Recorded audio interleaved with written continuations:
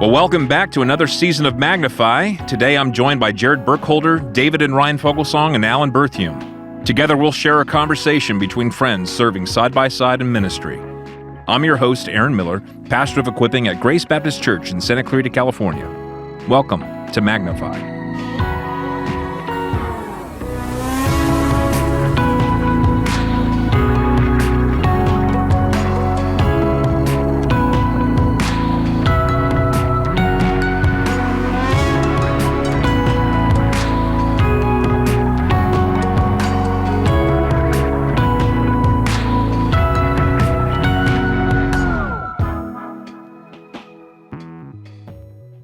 Full House. It was a good show in its time. I feel like the rewatch is not great. Full House. Well, Alan, you've matured. You've grown up. You know I'm the most hard of hearing in here. What are you though? Because You are a cyborg. feel like Shut down. I don't have the assistance of a robot, so. That's how Truck Buddies turned into a parking lot fight. I got your robot right here, Foglesong. I'm way more hard of hearing than you. AI. How dare you? Build me new ears. That's true. Yeah. We can 3D print you a new drum. Eardrum. Alan, if the kids ever get loud in the house, do you ever turn it off? I plead the fifth. Yeah. No, I do. I do. Yeah. When Anna's upstairs What a shouting your gift. name. I knew this is where I was going to go. What's funny is I have made the joke a couple of times as we were going to bed, as I'm taking them off, and I'm like, any last comments? Anything else Before I power down. before I go dark? Yeah, you don't leave them in. You don't leave them in to sleep, do you? No, you can't. It sounds like you're brushing a microphone. It's awful. It's really not fun. But I have put them in at times and not realized whether or not I think it's picking up just ambient noise that other people can't hear, or if it's picking up noise that I just didn't know was going on. So I put them in the other day, and sure enough, I heard birds and the wind and like a brook trickling, and I went, yeah, but can everybody hear that? Or is that just the microphones going, listen to nature, like it's all around you? I don't know. Alan's on the patio on Sunday, like listening to conversations a half mile away. No. Like, got it. Dude, there is a feature on my phone. If you ever see my phone lying around that I'm not there, I could be listening, because your phone acts as a microphone. You can leave it anywhere, and then I can listen to it in my hearing aids. The applications for from Have you done this? not at Grace Baptist. Like you're walking into it. Not today. Not today. Enhance. Joe goes, Alan, you've left your phone in my office several times on accident. Yeah. Well, it is season 6 of Magnify. Here we are, guys. Season 6. Season 6. We have a lot of Amazing. guests this season. We do. Thanks to you, Ryan. I think for half of them. So it's going to be fun. We had Al Mueller, Blair Lynn, Dane Ortland. We have Matt Papa, Coughlin's. Yeah, so, yeah, half of those are because of you. I kept thinking, Ryan, about you showed a video of Piper preaching last night. I just showed it to Dave. I guess he put into ChatGPT a prayer in the theology and spirit of Don Carson. And then 3 seconds later, read the prayer before the people and then did what only Piper could do. Deconstructed and tore it apart. Is that praise? No! And just, went to town on it. Computers do words better than you. These people worship me with their bites and their sounds, but their hearts are far from me. We probably can't play that on the podcast without legal problems, but it was fantastic. I've watched it like 4 times. I do wonder how many pastors out there are like phoning it in with ChatGPT now. Mm-hmm. It's so effective. I've never used one, but out of curiosity, I have asked it to generate something. Yeah. And the results are startlingly good. How have you used it? I've not. I just was curious. Oh, you've never used even it? like You asked it to write a whole sermon or like an outline of a sermon? both. Yeah. Just And out of they were curiosity. quality. I mean, Yeah. you've not used it. No, we were talking about it when I was out in my program in North Carolina. It took me another 8 months to figure out how to get to ChatGPT, but when I did, then I wanted to try it. It does a good job of summarizing, key results, and Yeah. Oh, you did that. You did do that. that What did sparked you- the conversation. Well, yeah, no, it was helpful. You took 3 different documents? I took the compilation of all the SWATs of the church, put it into ChatGPT, and just said, give me your top 3 observations from what you're seeing in all of these and it documents. distilled it down And it to... It's also really good at turning people we know into Muppets. which I think is a valuable skill. No, the oil paintings. The oil paintings are my favorite. I have literally those are great. changed all 4 of your pictures on my phone to those oil paintings from ChatGPT. It was like have you ever oil seen- paintings that were like in the style of Yeah. Victorian Well, for France or whatever something. reason, no, you, Jared and Aaron, you look normal, but me and the Foglesongs, we all turned out to be Hobbits. Founding founding Yes. fathers. I look like I was about to sign the Declaration of Independence. Folks, if you ever see any one of us, maybe minus Ryan because you're on stage a lot, but suddenly reach into our pocket and grab our phone, it's because one of us has It's texting found a way to, AI images of one another. Well, we've also talked about this before, but if any one of us makes a mistake on stage, you're all going to see us reach for our phones simultaneously to Instantly. roast them. No, it's the worst. No, the worst was when at one time I made the mistake to use my phone to read the announcements, and at that moment, Joe Keller called my phone on purpose to just mess with me to see if I would crack in the moment, and I made eye contact and then just kept on delivering the announcements flawlessly. I remember it was about 3 years ago, and I learned a lesson to put the airplane mode on my iPad. Yes. And my sister was FaceTiming me, which takes up the whole screen. And so we're in the middle of a song, and I hit decline, and she just goes, "Huh, weird." Calls Do me it again. again. 5 calls On a Sunday morning? on a Sunday morning. That happened to me when I preached from an iPad one time because my family's back east. The time difference, mom kept FaceTiming me as I was preaching. She was like, "I'm watching you." I'm like, "Mother, this is real time. This is live." This isn't the past or future, it's now. Well, your iPad died when we were in the amphitheater too, right? For COVID? Yeah, The sun killed it? Yeah, it overheated. How far into a sermon? Somewhere halfway. No way. And just died. And so I said, "Okay, here we go. This is why you study." I was freaking Spirit of out. truth, Freaking guide out. me. Your entire notes was one sheet and it said Jesus. And you're like, oh, what was that one word? With a square, triangle, and a circle. Got it. But you know when the cold sweat begins down Yeah. the back? That's what it was. I got really hot in the ears and I was like, oh, the spine tingle of fear. I was like, no, you can do this. I You think got that this. overheating iPad has happened for multiple people. Yeah, up we in had the to put an amphitheater, umbrella up there. That we had to like put an umbrella over it. Oh, yeah, it's the worst. Yeah, Hegs I think burned out one. It didn't music. During 2020. Yeah, Yeah, we all went up to do the final song in a service, and everyone's iPad says, too hot. And it's like, all right, what are the words for Be That My Vision? I should know this. The nice thing about the amphitheater is like there's not a camera that makes your face as big as a wall. Seriously. So if you're panicking, people are at a distance where they can't necessarily tell. But maybe they suspect, there's not as much animation at this moment. There seems to be long pauses. What's that and look of horror in his heavy eyes? breathing. Yeah. Well, besides Easter, because, sunrise service, how often are we using the amphitheater? We tried doing one in the fall.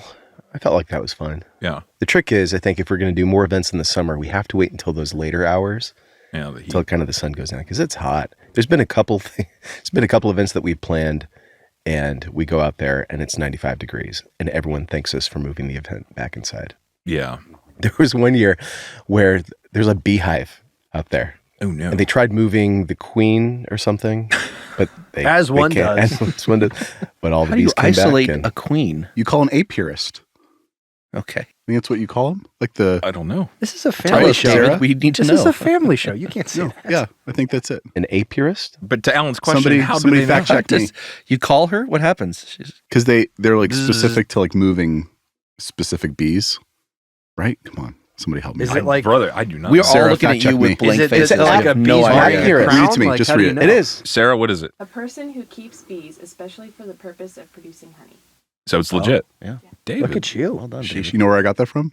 ChatGPT. Dwight. Oh, is that right?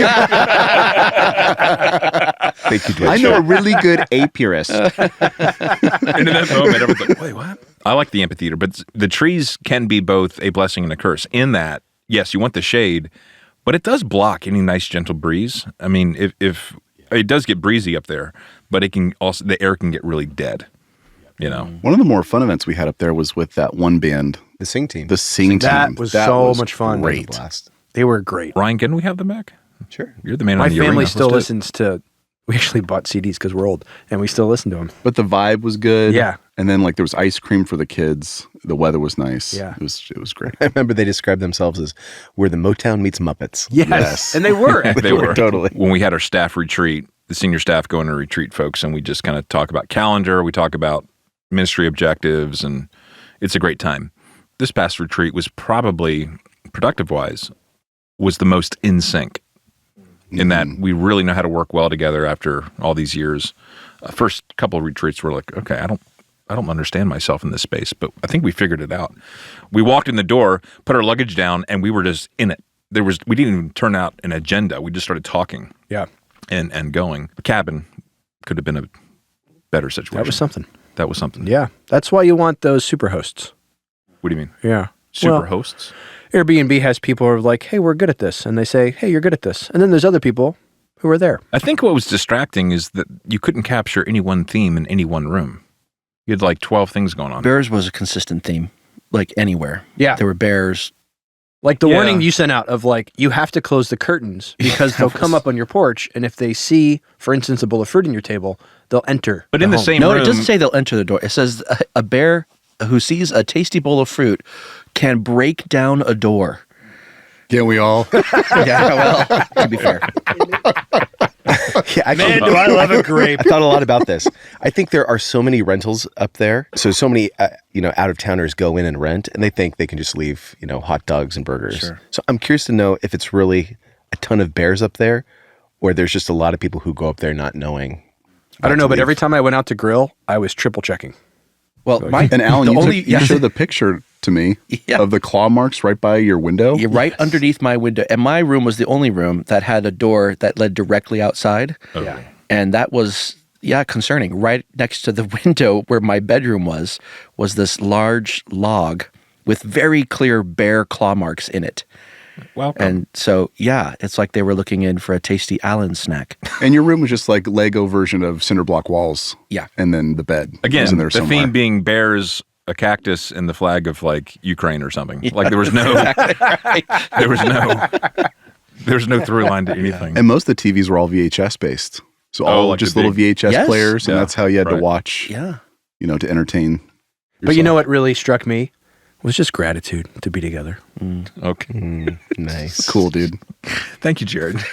Nice. Which I know that's sincere, but You know what I thought was it was nice during that time to think, boy, I'm busy. I feel like I'm busy running with my team all year long. And it's nice for us to just get together and go, hey, man, like, how's your side of things going? And, just to really debrief for 3 days and remember, we're all in this together. We're all part of a team that works in conjunction. And even though we're moving like, 1,000 miles a second, but we're moving in sync, which is good. well, that's what I meant. I mean, we walked in and we just knew where to go. Yeah. In terms of a conversation, I realized, kind of looked at Ryan. I didn't say this, but I communicated like, are we in this? Are we doing this now? Like we're okay. We're going. Let's go. And it was good. I thought it was profitable. And the things we discuss, again, it's everything from ministry goals to 5-year calendar, projections to who's doing what. And, hallway conversations only leave, for so much time to maybe catch up or touch base on a thing. We swing by someone's office and, hey, do you have a minute? And next thing you know, you realize, oh, I got to go to the next thing. But at a retreat, there's nowhere to go. You don't want to go outside. There's bears. And thanks to Jared, who was chef extraordinaire. Fantastic Mm. cook. Cooking. The Love entire cooking for you time. guys. You're good at it. Thanks, man. Dave brought a roast. I did. That he shot a big himself? ham of a big boar that I A shot wild boar? in That was good. Kalinga, California. So manly. It was not bad. It was good. Did you kill it with Yeah. a bow? How'd you kill it? He wrote it. I- What line did you utter as you executed the boar? Did you have a good line? Who do you think you are? I am. Dude, that bowling. Yeah. Me and a buddy, we were out there, and we had been out there for 3.5 hours, starting at 5 a.m., trying to shoot turkeys. And I didn't know that turkeys could fly. And so they were flying. The wings. It's a bird. Dude, That's but he's got a point. like Not all birds fly. like no, penguins, sure. these fat turkeys just running around, but they're flying so many distances that we couldn't get up on them to like shoot them. They were like, we couldn't do it. Sure. So I was carrying around a giant speaker, and me and him are hiding in the bushes. I'm like, I don't know if this is what we're supposed to do, and I'm Bluetoothing like turkey calls No way. on my speaker, and we're just sitting in these bushes. I'm like, I don't know if this is working. We should like try to like get up on him. Couldn't do it. Walking back, and then he yells out, "Boar!" And at the top of the hill there was 4 boar, kind of running, walking. So you went for turkey, But Went came for back. turkey and boar, but Okay. like turkey seemed like it was easier because we couldn't see any boar up there, but ended up shooting the boar. I mean, going back to turkeys flying, in truth, I've never seen a turkey fly. Me neither. You imagine how terrifying it would be if ostriches flew? Already a dinosaur of a bird, and now they fly and Just they come come out of right at nowhere. you. My grandparents had a bunch of animals, and they had a turkey, and you couldn't leave the front door without taking a stick because the turkey would attack you. Oh my! Without provocation? Yeah. He just didn't like humans, and so anytime you would go out anywhere, like if you were going to church, you had to take the stick to the car to fight off the turkey. The turkey And stick. somebody was like, "Why don't you just get rid of the turkey?" Yeah, I feel like that's any other No, pet. and they're like, You "Yeah, don't we keep love the pet. animals." Jared, can you share what happened to you when you were a small child when a turkey attacked you? I think what's hard is every Thanksgiving. I feel like it's there with me again. I walk out into my kitchen with a stick because I'm still scared of that turkey. Jared, why are you beating the turkey? It's dead, Jared. It's dead. With the yardstick. stab. I don't even like turkey. I mean, we do it, right? Yeah. We finally got a recipe we like. But yeah, I mean, we grew up on, sorry, Mom, desiccated turkey. Well, I'll take boar any day. I picture this like turkey stick, like really worn out on one end with like various feathers and blood turkey spackles. But over the years, This stick has beaten a lot of turkey. there's tally marks in it. And a lanyard at the end. Is this for turkeys? No, that's humans who didn't take the stick. I like to think around Christmas or Thanksgiving time, you have your pumpkins, the leaves, and then the turkey stick with the fireplace. We've handed this down from generations. Many generations, one turkey. Janelle, I'm making stew. Get me the turkey stick.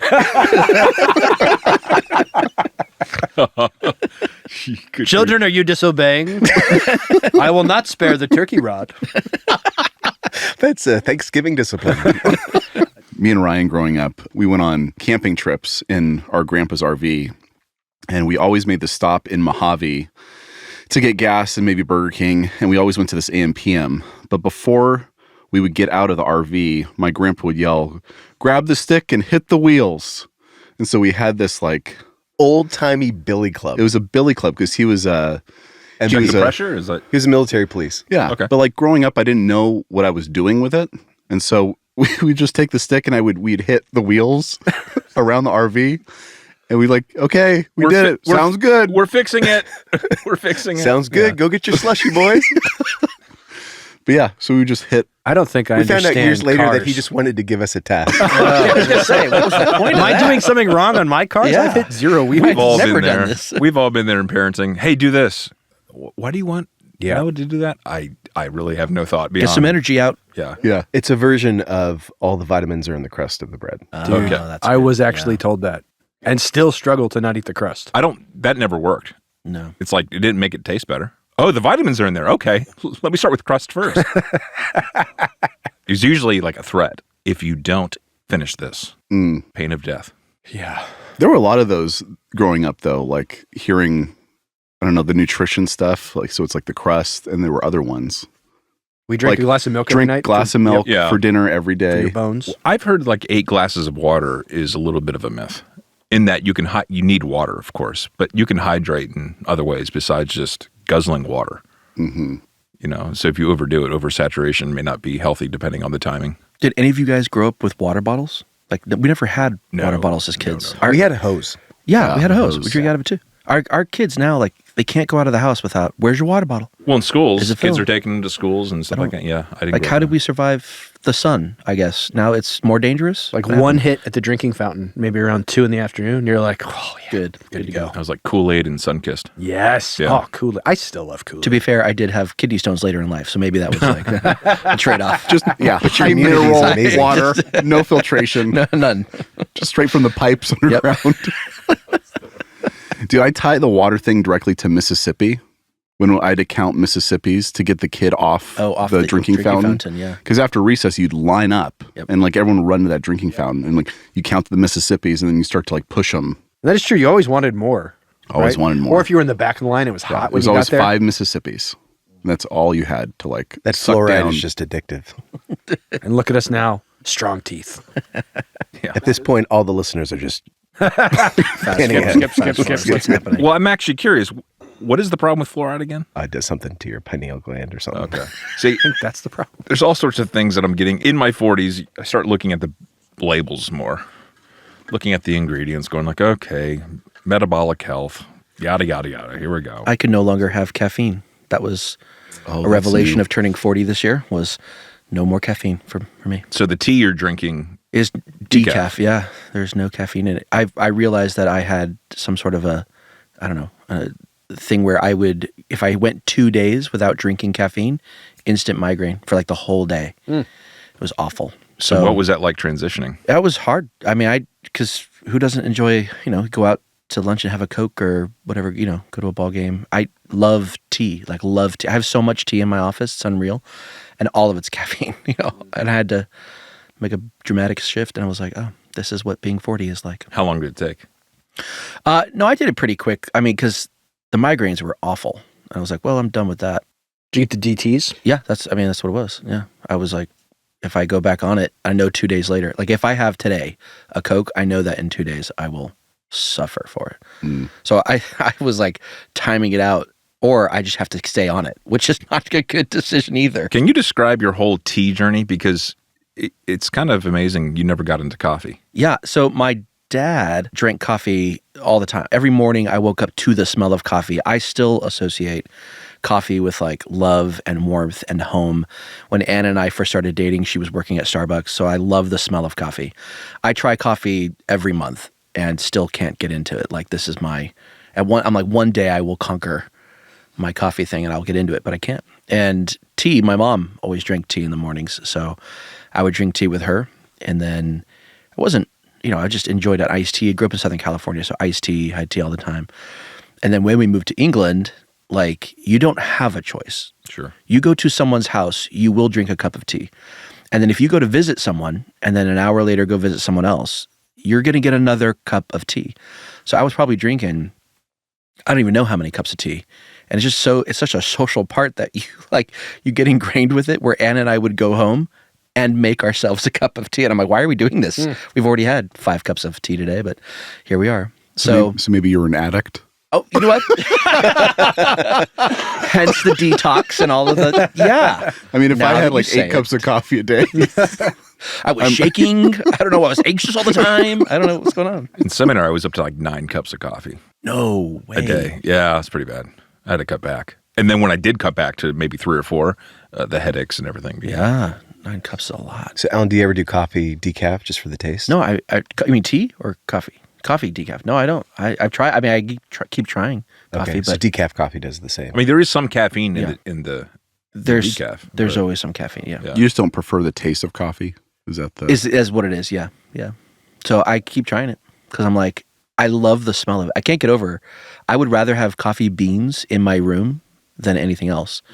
But for some reason, when I taste it, it's like See, I totally thought it was just England's influence on you, but it came before. England just made me an addict. Thanks, David. Now that I've come to the realization Well, you're of what saying, it was. I'm like, I'm tracking. Yeah. Putting the pieces together. I would love to see Alan in Oxford, just Let's to do watch it. him in the wild, Let's go. Well, in the wild. in You his should see me natural in the habitat. fields, like walking around. I know you're from Southern California, but I feel like Oxford added a little something to you. Watch, he puts his foot on British soil and becomes a hooligan.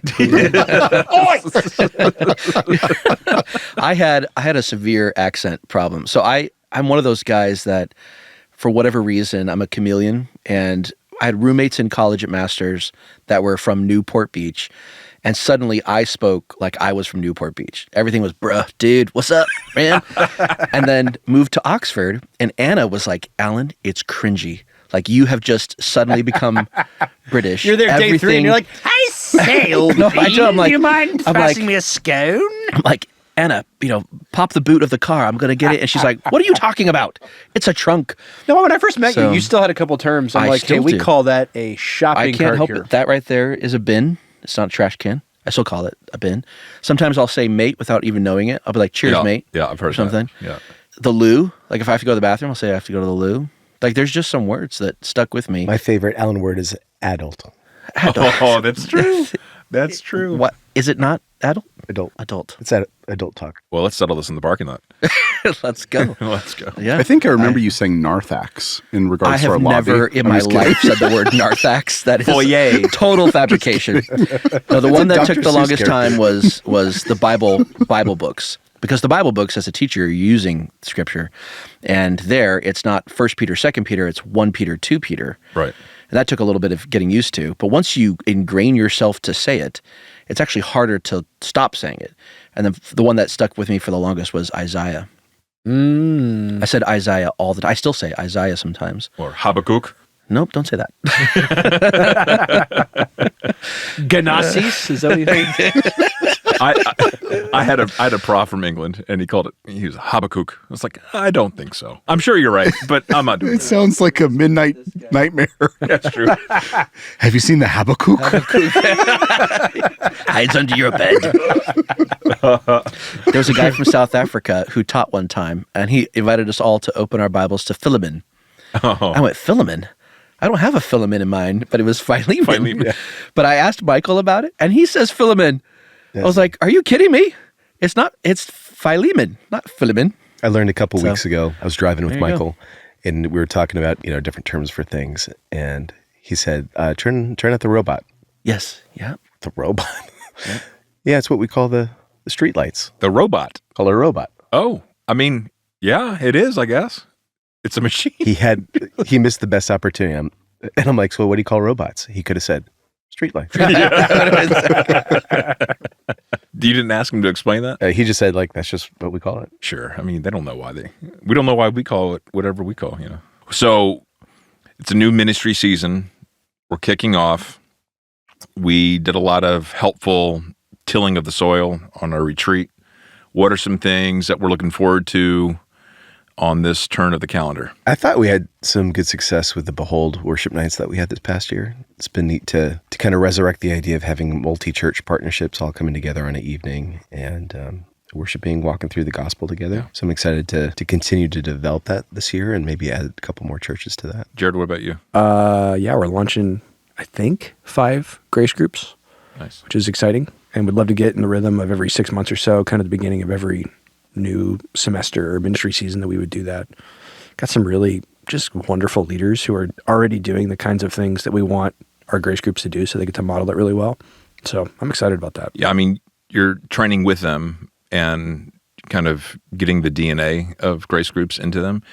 Have you experienced any challenges? Because, there was grace groups of old, and some of those are converting a mindset into grace groups of how they're going to be now more of a neighboring vehicle. Have there been challenges in that where people caught the vision? I think people are catching the vision. Yeah. I mean, we've talked about this before, but I think I'm always really cognizant. I don't want to change the terms and conditions on people who've been faithfully doing one thing for 5, 10, 15, 20 years. And a lot of our grace group leaders have been at it for over a decade, some 2 decades. But there's been some excitement on their part for just having conversations with them saying, hey, our new grace groups are going to do this.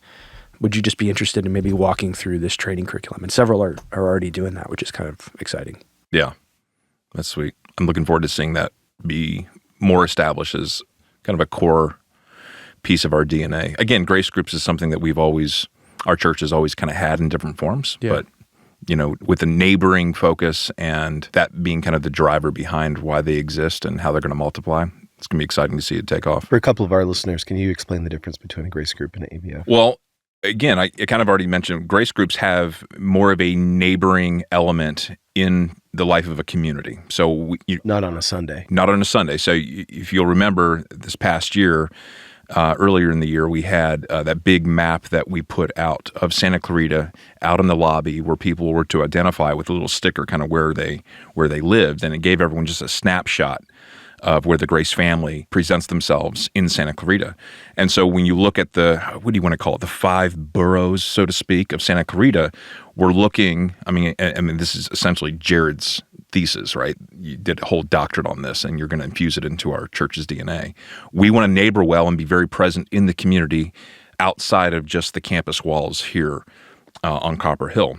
ABFs are a Sunday morning expression, to use Joe's term, that come alongside of the Sunday morning gathering. And so, yes, they do hold hands, grace groups and ABFs, in terms of a discipleship effort, but one is more strategically placed midweek in different places in the town. So, And I think grace groups give us the best chance to experience and model the integration of discipleship and evangelism, right? Because you're in a neighborhood, because there's just an easy way to invite unbelievers to see and even participate in aspects of Christian fellowship. I think it really kind of allows us to unite ideas that are united in the scriptures but are often separate in our practice in the church. in some ways, grace groups fulfills what the hopes of any ABF would be. An ABF is very much restricted to time and space.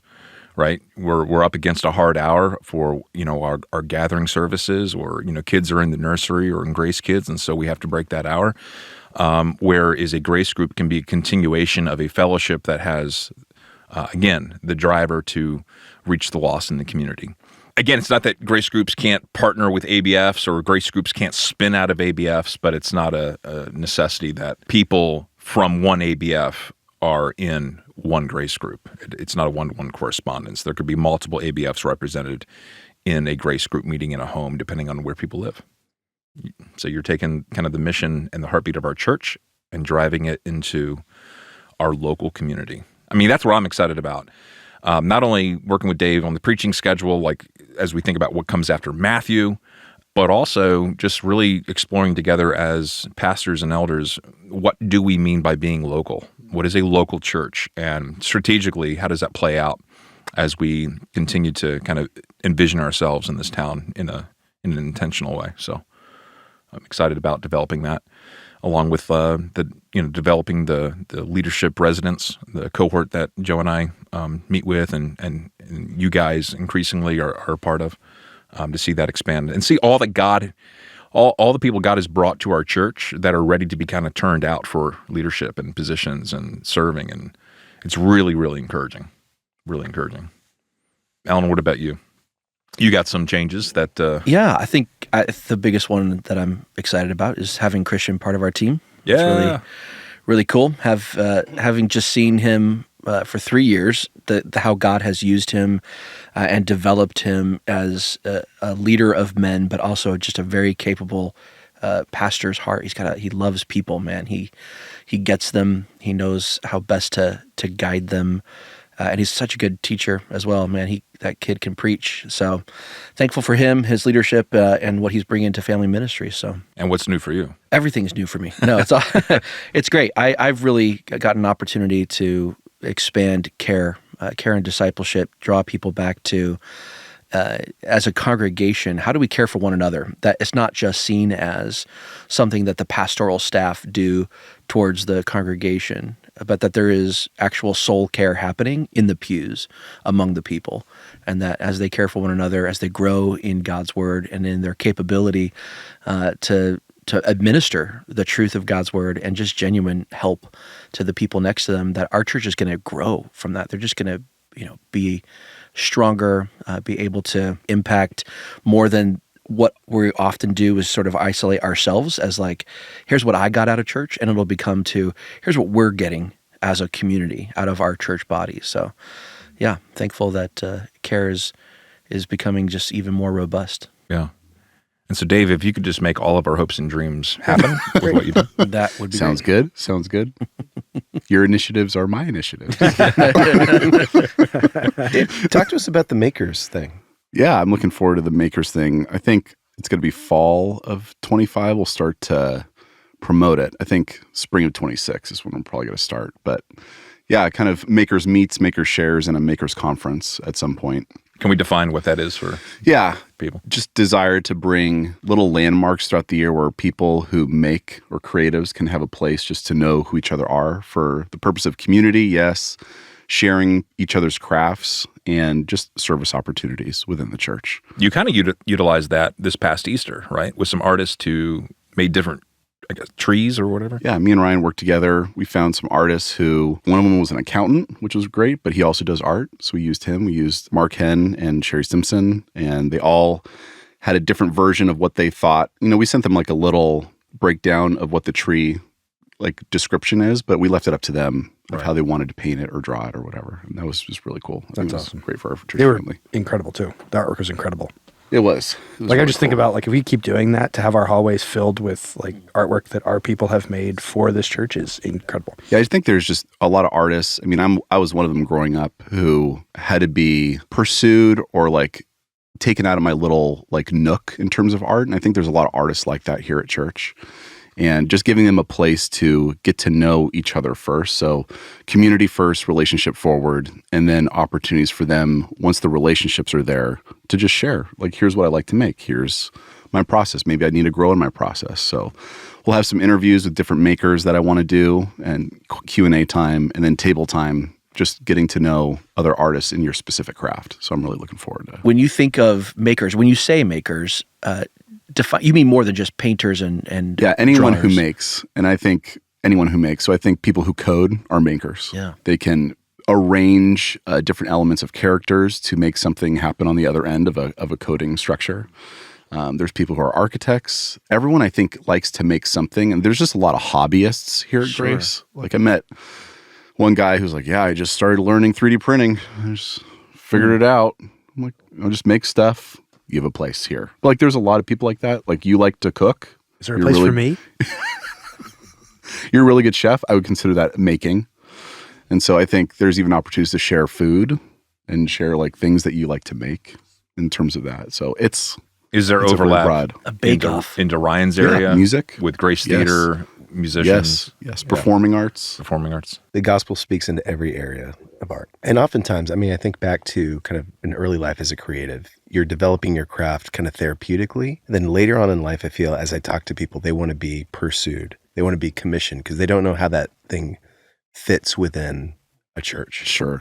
Yeah. So I think it's really cool that you're doing that, man. Yeah, I think it's going good. to have a lot of success. I'm working on an article I'd like you to help me with now that you're talking this way. The title of it is Speaking Without Talking. And, everything from nonverbal elements in a sermon to interpersonal conversations to kind of what you're describing with the makers and how, I desperately don't want to say what I'm about to say, but I just have to because everything speaks. So, yeah, Joe Keller. I know. Jared's giving me this stink eye.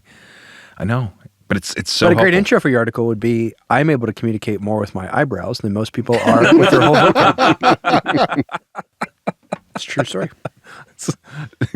That's true. You can't even see really with this microphone in No, my face. all I see is your eyebrows, but that's all I need. I know what's going on. Well, guys, we're looking forward to another ministry season. We're a good team and love each of you. Thanks for being here. The treat was a reminder just how much I enjoy being with all of you, certainly in planning and strategizing and ministering. But I think sometimes maybe it sounds like a platitude because we say it so much, but I genuinely enjoy and love each of you a lot. It's a gift from the Lord to have what we have. Yeah, it is. When I talk to colleagues and friends across the nation, they want to be in this room. Yeah. And that's the kindness of the Lord to bring us together. Alan, could I ask you to pray for this new ministry season we're in? The Lord would bless it and that we'd see the fruit of the effort. Be great. Let's pray. Lord, thanks for this new fall, this upcoming season where all of our efforts, God, may they not be just man-made efforts. Lord, may everything that we do and say be for your glory. God, may we see people come to saving faith. May we see those who are saved grow in their faith. Lord, may we see them be intentional towards reaching those around them, both in the pews and in their neighborhoods. God, may we encourage the gifting that you have placed in each individual in our congregation. May we see that blossom and flourish in us as a whole. And God, that this would become just a city on a hill, a light in the midst of the darkness. Lord, that we might be able to shine the hope and the betterness of Christ to our community. And God, we're here because we love you, because we want to see your glory throughout this Santa Cruz Valley. So Lord, use us, we pray, for your might and your name. In Jesus' name we pray. Amen. Amen.